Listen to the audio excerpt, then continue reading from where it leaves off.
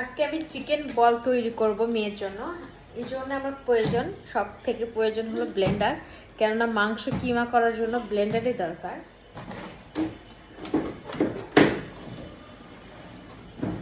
এই তো আমার ব্লেন্ডার বের করে নিলাম।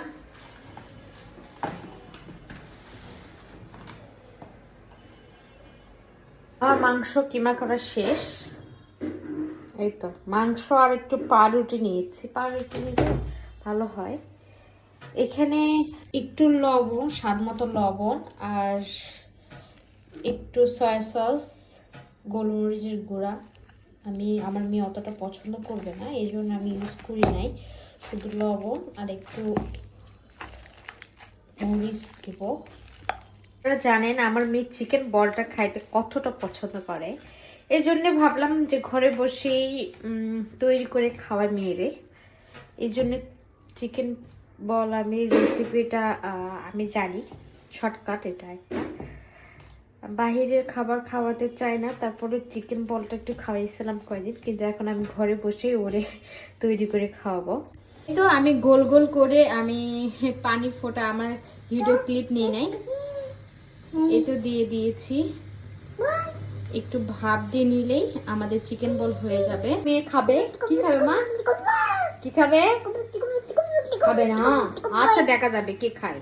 আমার চিকেন বলের ফাইনাল, এটা আমি ভাপ নেওয়ার পর এরকম হয়েছে। এটা এখন তেলে ভাজবো হালকা করে। আমার চিকেন বল আসলে বড় লাঠি মানে কিবা নাই,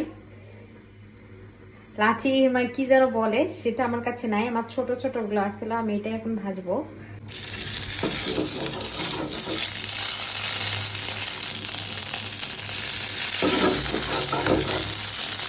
চিকেন বল রেডি। আসলে মেয়েরা চাইলে সবকিছু করতে পারে, কিন্তু আলসামির কারণে কিছু করতে পারে না। এটা এখন আমি হালকা করে ভেজে নিয়েছি, কেননা বেশি ভাজলে শক্ত হয়ে যাবে, মেয়ে খাইতে পারবে না। অবশ্যই রেসিপিটা চাইলে আমি ফুল ভিডিও একদিন দিব, অবশ্যই কমেন্ট করে জানাবেন।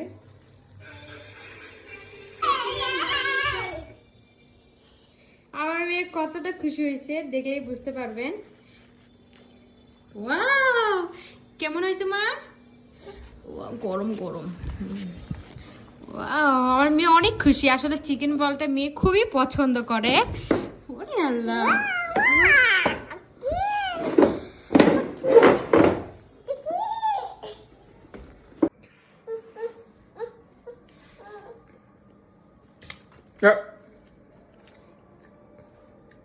কেমন হয়েছে?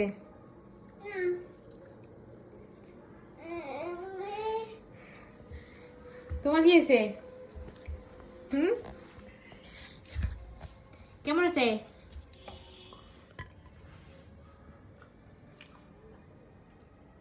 খুব মজা নাকি?